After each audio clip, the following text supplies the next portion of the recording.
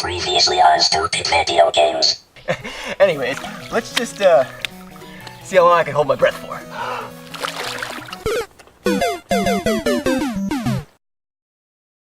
Open your eyes.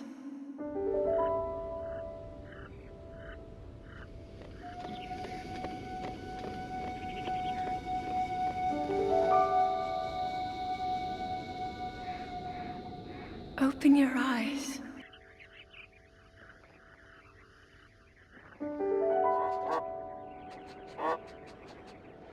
Wake up, Link.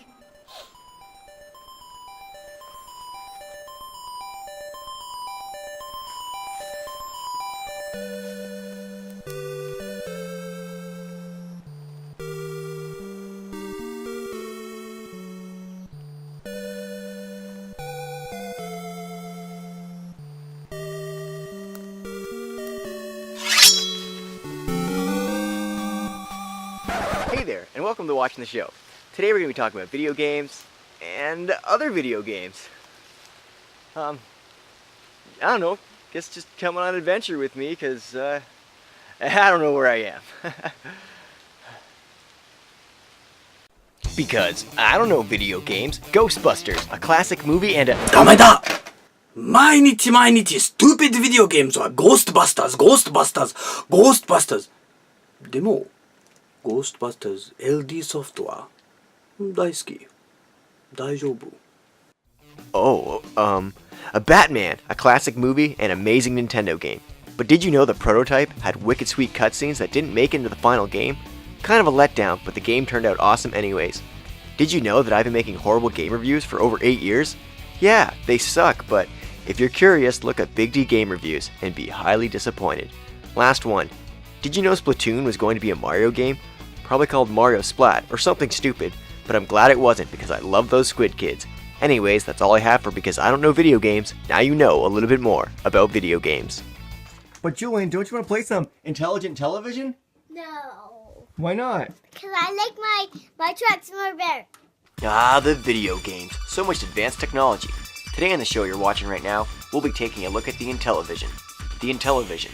So advanced. So gold. So wood grain. The Intellivision was released by Mattel in 1980 to try and take down Atari's stronghold on the video game market.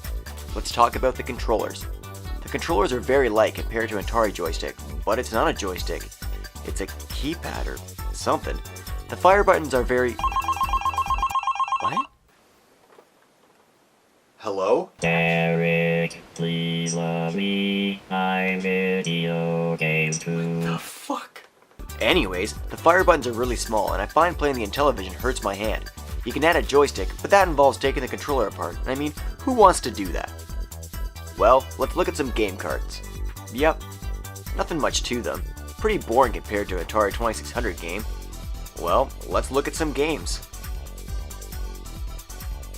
Oh good, it doesn't work. So advanced, so technology, so broken. Well, good thing I was smart enough to buy two. The graphics are a big improvement compared to the Atari 2600, but better graphics doesn't necessarily mean better games. Plus, with a lot of Intellivision games, you need the overlays and instructions to figure out how to play. For the Atari 2600, you just plug it in and play.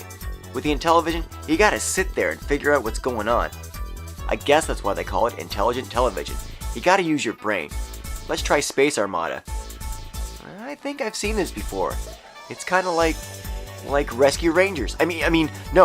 Space Invaders. Pretty sneaky Intellivision. Let's move on to the IntelliVoice Synthesis Module.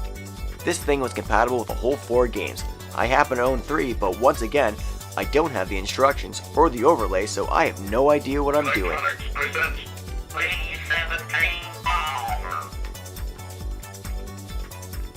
Oh well, at least the voice is cool. So should you buy an Intellivision? Yeah, sure. Well, no. For some reason, this model doesn't work anymore. I own 2, and I had to take apart both of them to try and get them to work. So if you're interested in buying an Intellivision, go for the Model 2. Why'd I buy these? Oh well, at least I can tell my friends I'm using advanced technology. Isn't that great?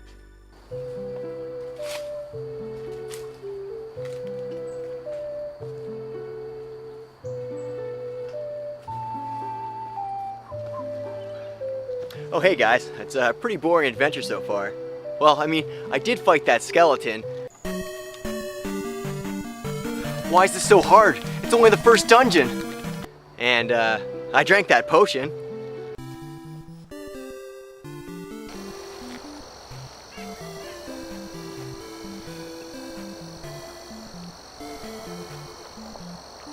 Huh. It seemed to have had no effect on me. Oh, I probably shouldn't have drank that stuff. Oh, I better find Princess Zelda. Well, I guess I'll use this time to read some letters from the fans. Got them right here. This one's from Wolf397. They say, "Wow, Derek, you're so cool, and I'm okay with you being openly gay." Well, wait, I'm not gay. Well, I mean, this tunic and boot combination does make me look great. Alright, on to the next one. This one's from the Zax is On. They say, "How much did you pay the guys from the Famicom Dojo to be in your videos?" $500 each. Yeah, $500 Canadian. I could have made more money beating myself up. Alright, last one. This is from BlackBlob500. They say, 0 out of 10, not funny at all. This is trying to be LOL random humor and fails hard. The only good parts are Vink & Co. Explains why you have less than 100 subs. Joke's on you, I got 180.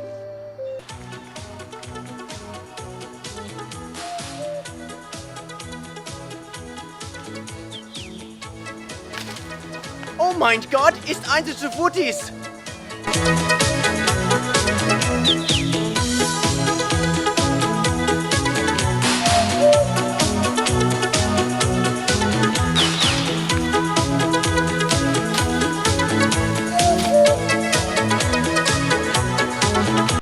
Link, you must find the Triforce to restore Hyrule to its former glory. Make Hyrule great again.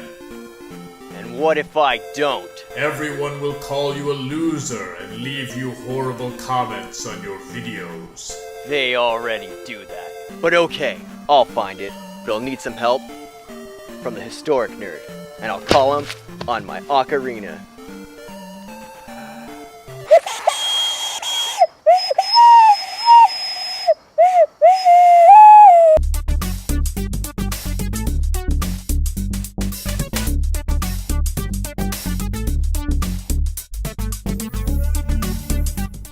In the mid to late 80s, my family embarked on a fun journey.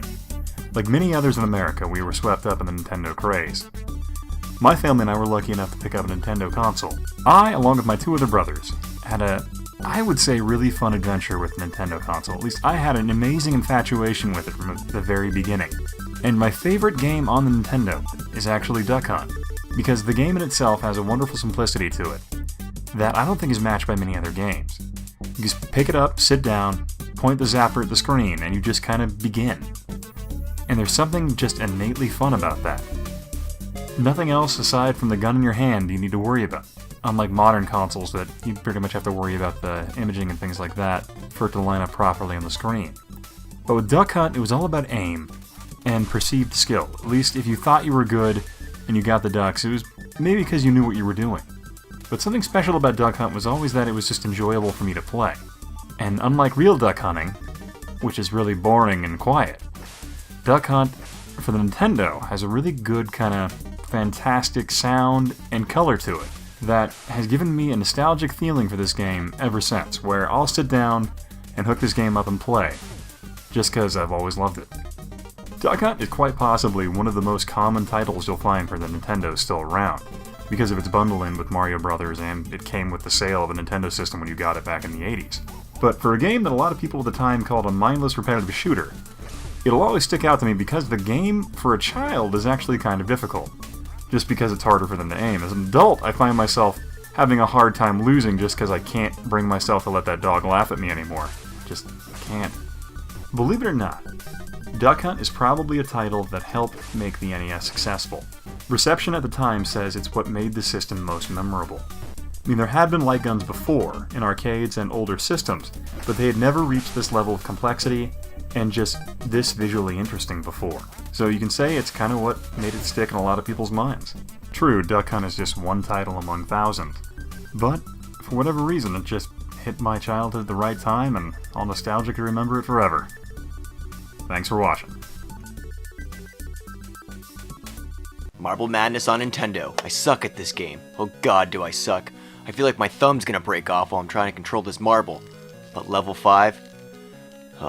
It hit me way too hard.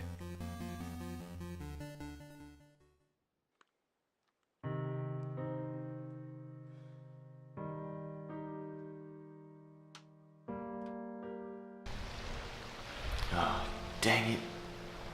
Everything I know is wrong. I just don't know what to think anymore. Well, maybe if I throw this rock, I'll feel better. Dang it, who cares? I don't care. Gotta think my entire life over.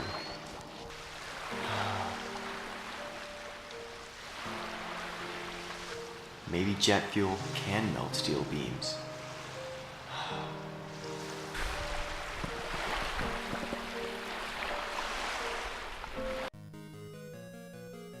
Alright, I'm struggling with this. Maybe the ultimate unauthorized Nintendo game strategies will have some help. A stage select? Sorry, no. Maybe I can get more time?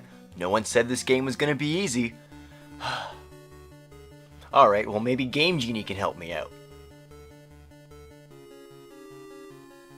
Alright, maybe Game Genie can help me out.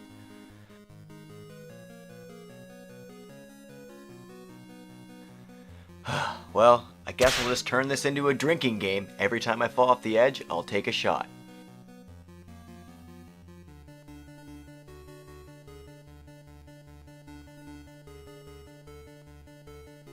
A few moments later.